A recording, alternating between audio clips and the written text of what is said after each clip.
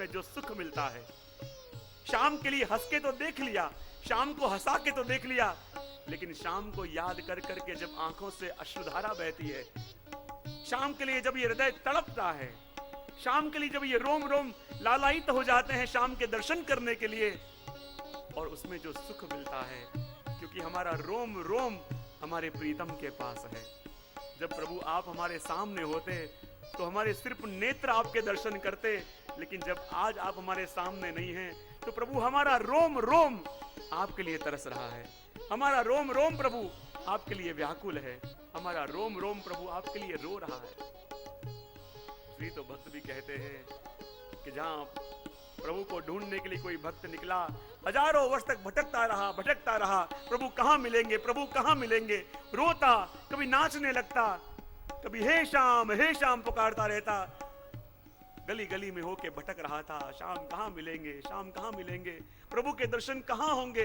चलते चलते पैरों में छाले पड़ गए, रोते रोते आंखें सूज गई, शाम कहीं मिले ना।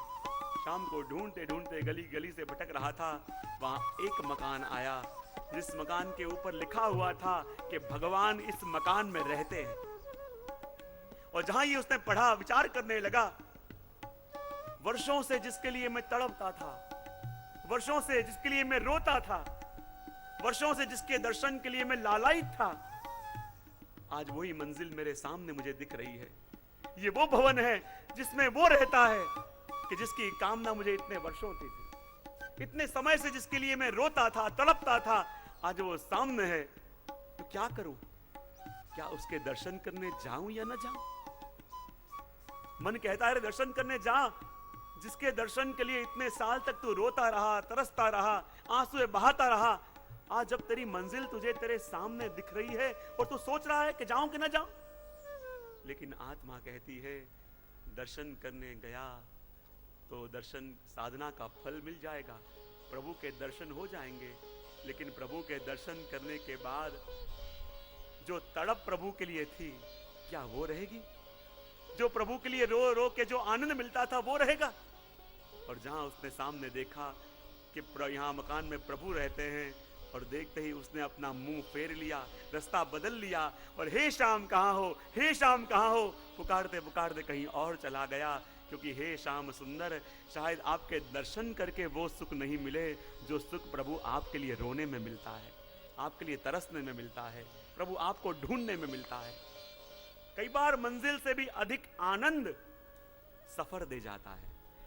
और यहां वही कह रहा है कि प्रभु आपके लिए तरस के, आपके लिए तड़प के, प्रभु जो सुख मिलता है वो सुख शायद आपके दर्शन हो जाएंगे, बात समाप्त हो गई।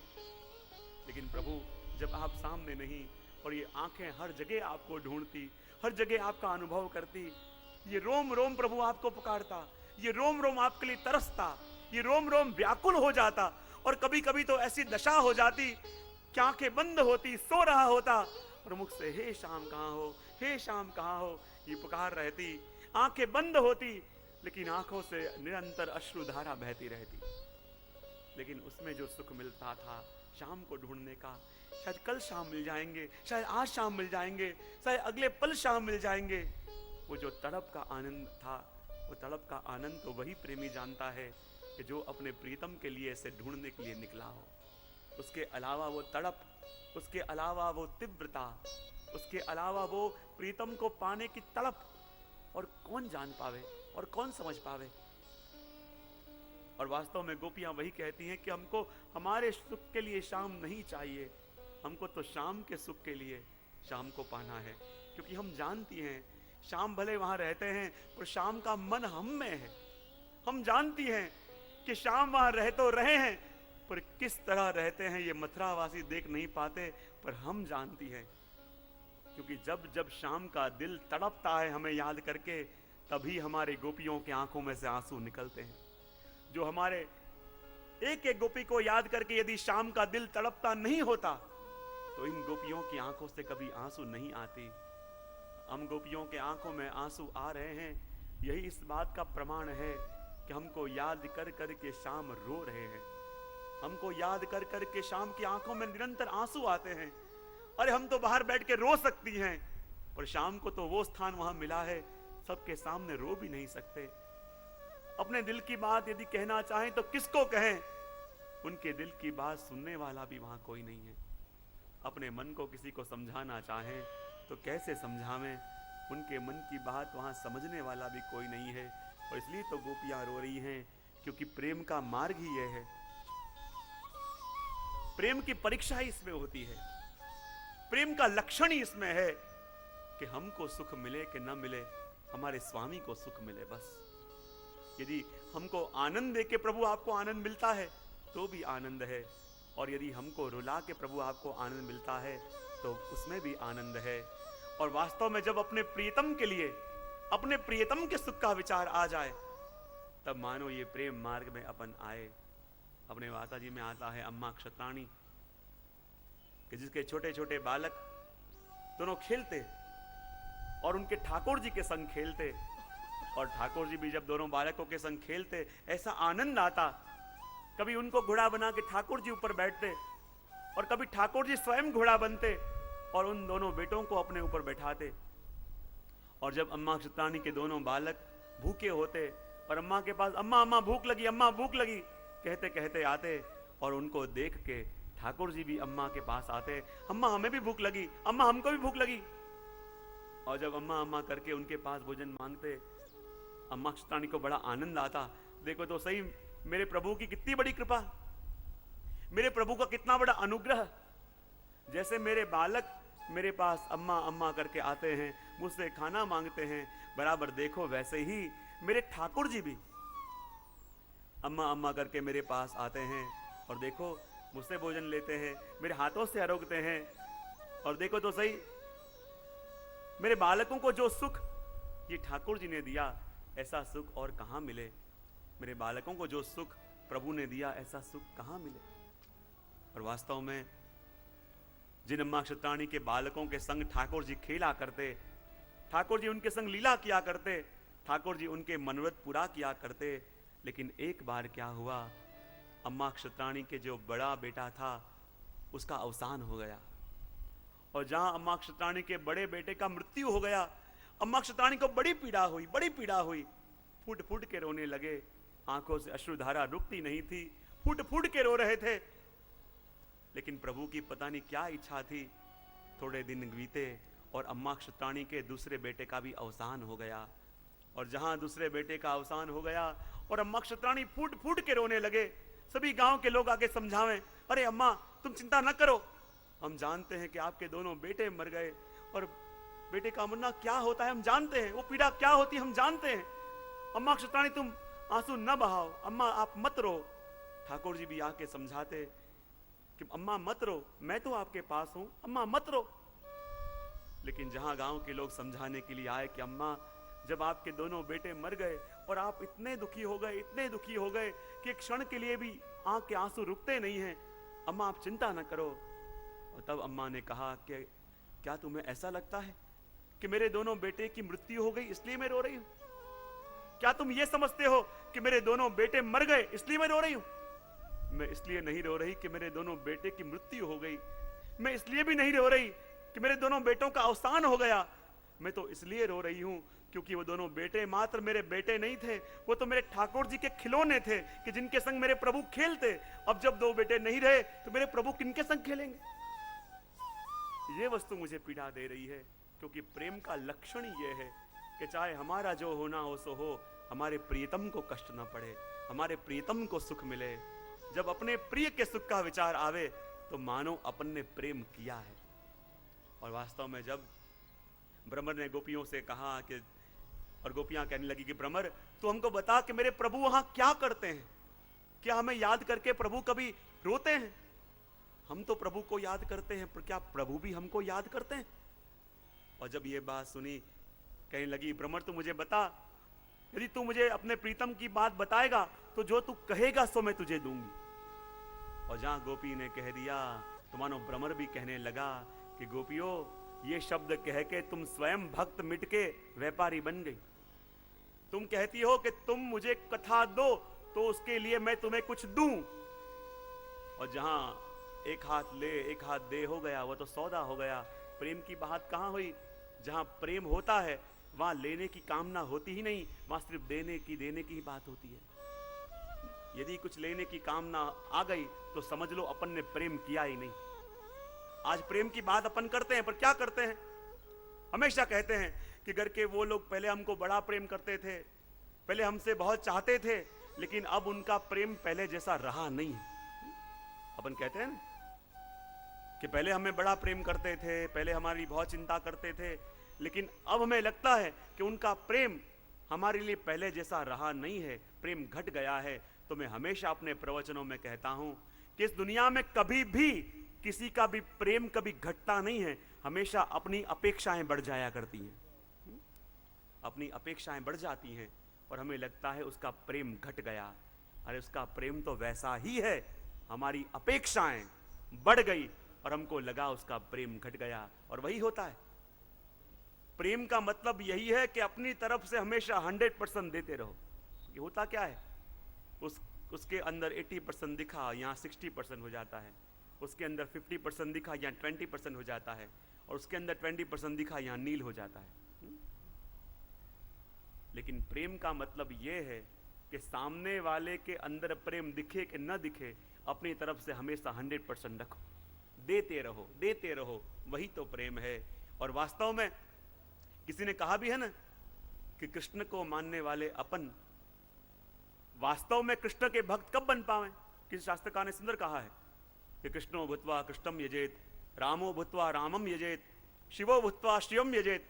वो शास्त्रकार कहते हैं यदि तुम शिव को मानते हो तो शिव बन के शिव को भजो, यदि तुम राम को मानते हो तो राम बन के राम को भजो, और यदि तुम कृष्ण को मानते हो तो कृष्ण बन के कृष्ण को भजो। बोले राम बन के राम को भजो, शिव बन के शिव को भजो, कृष्ण बन के कृष्ण को भजो, ये क्या बात हुई? तब कहा यदि तुम शिव को मानने वाले हो तो जैसे शिव ने विष पिया ऐसे तुम भी संसार का विष पीते सीखो। यदि तुम राम को मानते हो तो जैसे राम ने मर्यादा का पालन किया ऐसे तुम भी वेद की मर्यादा का पालन करना सीखो। और यदि तुम कृष्ण को मानते हो, कृष्ण के भक्त अपने आप को कहते हो, तो जिस कृष्ण ने पूरी दुनिया को अपनी ओर प्रेम से खींचा, उसी कृष्ण को मानने वाले अपन अपने परिवार को भी प्रेम न कर पाए तो अपने आप को कृष्ण का भक्त कहने का अधिकार अपना नहीं है। जिस कृष्ण ने पूरी दुनिया को अपनी ओर प्रेम से खींचा, उस कृष्ण को चाहने वाले अपन यदि किसी को प्रेम न दे पावे तो मानो कृष्ण का भक्त कहने का अपने आप को अधिकार नहीं है।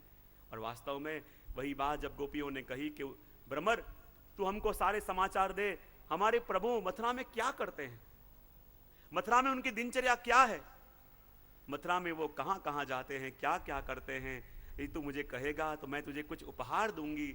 और जहां उपहार की बात गोपियों ने कही, ये बात भ्रमर को न भाई, गोपियों को स्मरण कराया। और देखो तो सही, हम भी जब भी प्रभु के संग व्यवहार करते हैं यही तो करते हैं कि प्रभु आप मेरे लिए इतना कर दो तो मैं आपके लिए इतना करूं।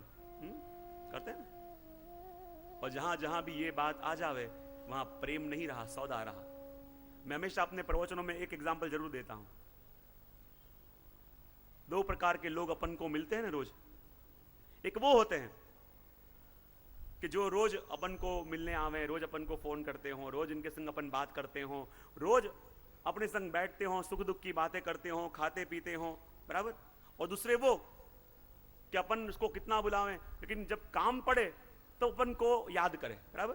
दो प्रकार के लोग होते हैं कि मुझे इतने पैसे की जरूर है, इतना मुझे चाहिए, मेरी इतनी हेल्प कर दे, जब उसको जरूर हो तब अपन को याद करे। दो प्रकार के लोग होते हैं। अब मुझे विचार करो, रात को आप 12-1 बजे सो रहे हो और उस व्यक्ति का फोन आया जो आपको रोज मिलता है, रोज आपसे सुख दुख की बातें करता है, रोज आपके सुख दुख को भाग लेता है। रात को 1-1:30 बजे फोन आवे तो उसका नंबर देख के आप उठाओगे कि नहीं उठाओगे? हाँ बोलो तो सही, हाँ ना उठाओगे। वो कहे क्या बताऊं मुझे बहुत बड़ी तकलीफ हो गई है, तू मेरे हेल्प के लिए आएगा, तो जाओगे कि नहीं जाओगे? वो व्यक्ति जो रोज मिलता है, जाओगे ना? हाँ। अब रात को 1 बजे उस आदमी का फोन आवे कि जब जरूरत उसको हो तभी याद करे, तो उसका फोन देके उठाओगे? और मुंबई के लोग उठाते वाले होंगे, उठाओगे? क्या करोगे नंबर देख के? क्या जोर से बोलना, हाँ बहुत चतुर बहुत चतुर नंबर देख के कट कर दोगे, बराबर। तो वैसे ही ठाकुर जी के पास जाने वाले भी दो प्रकार के लोग। एक वो जो रोज प्रभु का स्मरण करते हैं, एक वो जो रोज ठाकुर जी की सेवा करते हैं, एक वो जो रोज ठाकुर जी का स्मरण करते हैं, और दूसरे वो प्रभु आजकल दुकान जरा चल नहीं रही, कृपा दृष्टि करना। एक वो जो रोज प्रभु का स्मरण करता है, और दूसरा वो जब जरूरत पड़े तब प्रभु को याद करता है। तो बताओ दोनों में से किसका फोन प्रभु उठाएंगे?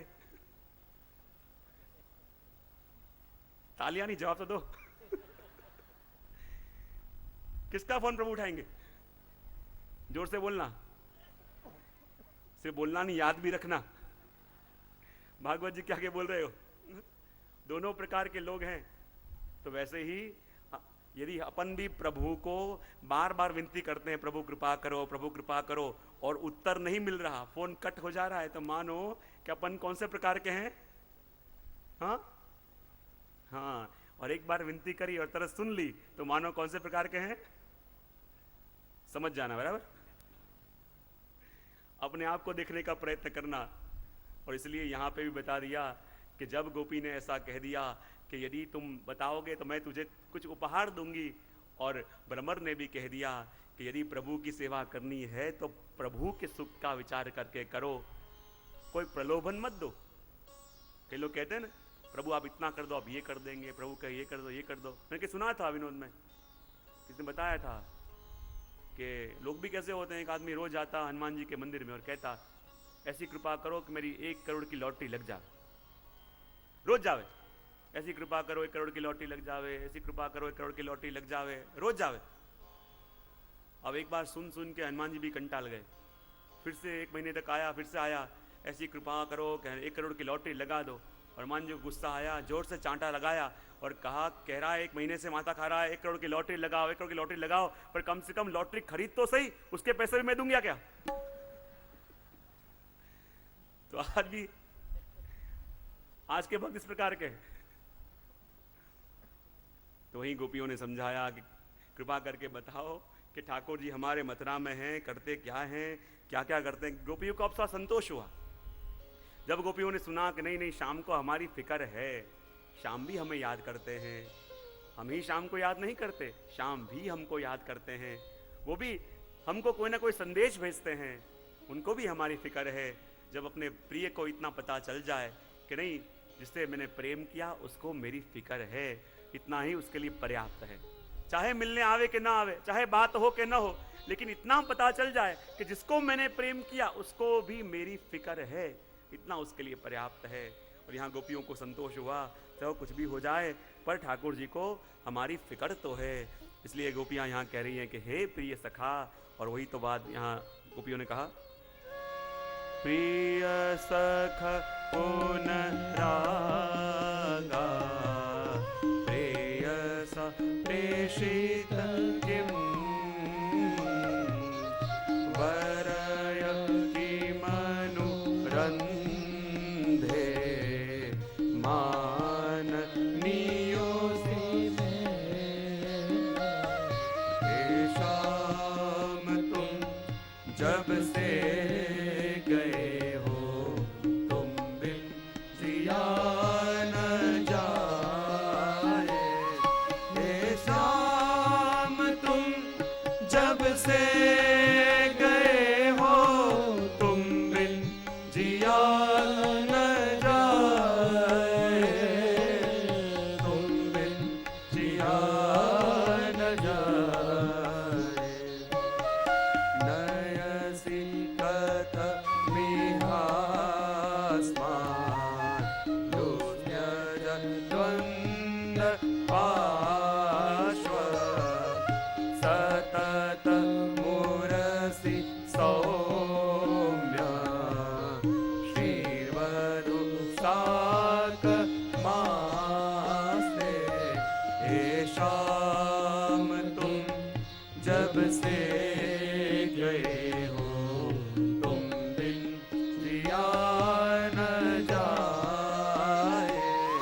हे शाम तुम जब से गए हो, तुम बिन जिया न जाए, तुम बिन जिया न जाए, तुम बिन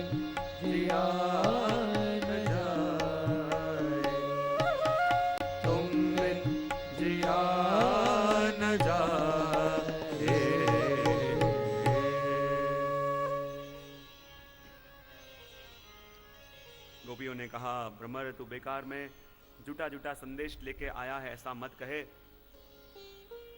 हम जानती हैं कि हम अभी भी हमारे प्रियतम के हृदय में ही हैं, और तुम ही लोगों ने हमारे श्याम सुंदर को, जो मथुरा गए हैं तो छोटे से बालक, और बड़े बड़े लालच दे दिए कि तुमको मथुरा का राजा बना देंगे, बड़ी बड़ी राजकुमारियों के संग तुम्हारे विवाह कर देंगे, और निश्चित ही ऐसे बड़े बड़े प्रलोभन देने के बाद तुमने हमारे प्रियतम को अपने पास रोक रखा है, हमारे श्याम को तुमने मथुरा रोक रखा है। दूसरी गोपी के मन में आया कि तू कह रही है सखी कि श्याम सुंदर मथुरा में है, चाहे मिलने आ नहीं सकते पर हमें वो भूले नहीं है, हमें याद करते हैं, हमें याद करके वो भी आहें भरते हैं। तब सखी ने कहा, ऐसा कैसे हो सकता है, श्याम सुंदर का स्वभाव तो भ्रमर की तरह है, और मथुरा में इतनी इतनी स्त्रियां हैं कि जो श्याम को अपने स्वरूप में मोहित करना चाहती है, तो क्या श्याम उनसे अछूते रह सकते हैं? भ्रमर ने कहा, हाँ पक्का कह रहा हूं, श्याम सुंदर आपके अलावा और किसी के नहीं। क्योंकि प्रेम का ये लक्षण है, जिसको अपन प्रेम करते हैं उसके लिए ये भी सोचते हैं कि जिसको मैं चाहूं वो सिर्फ मेरा ही हो, और गोपी वही चाहती है कि श्याम को हम चाहते तो हैं पर हमको ऐसे श्याम चाहिए कि जो सिर्फ मेरे हों। तब भ्रमर ने कहा, नहीं वो सिर्फ आपके ही हैं।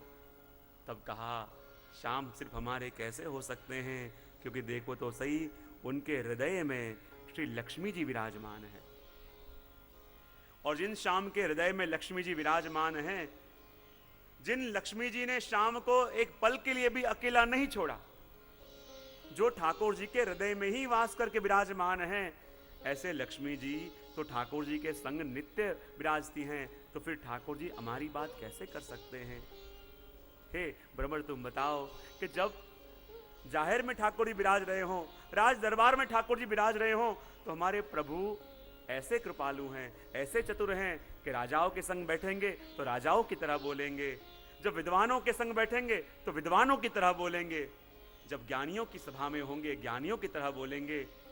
लेकिन कभी कभी अकेले में बैठ के श्याम जरूर हमारी याद करते होंगे, श्याम कभी तो हमारी चर्चा करते होंगे, क्योंकि वास्तव में अपन जिससे प्रेम करते हैं उसका लक्षण ही ये है कि इंसान व्यस्त हो तब तो सारे काम करे, लेकिन जब वो इंसान निवृत्त हो, जब उसके पास समय हो, और ऐसे अधिक समय में वो किसको याद करता है, इसके आधार पे पता चले कि उसकी रुचि कहाँ पे है।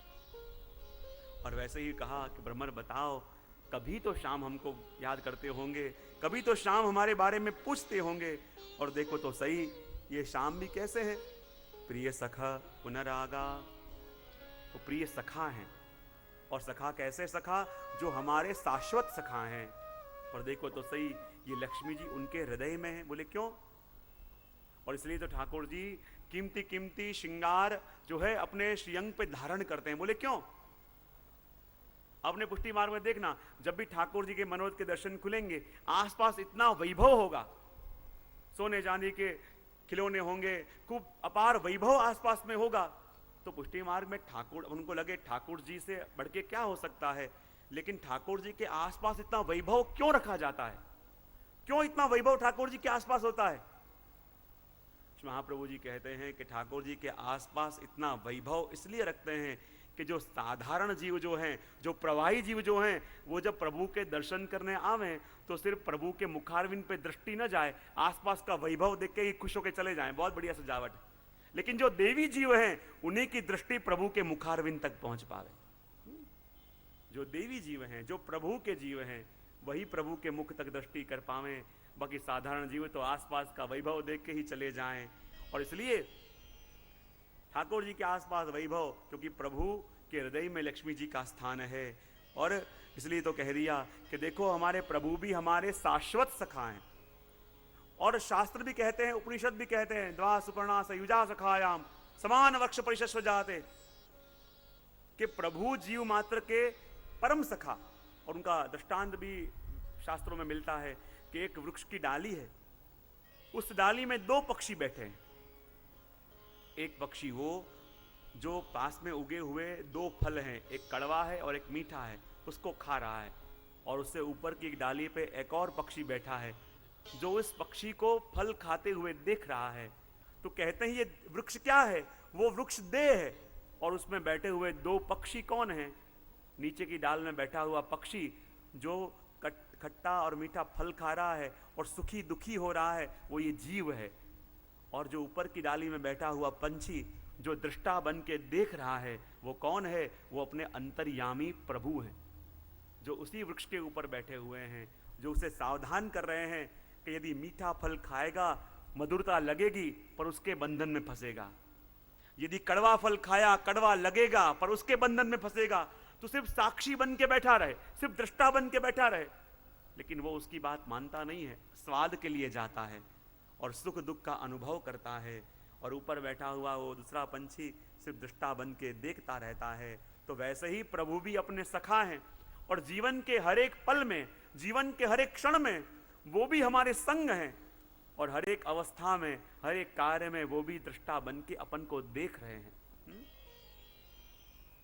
अपना और प्रभु का संबंध कैसा है?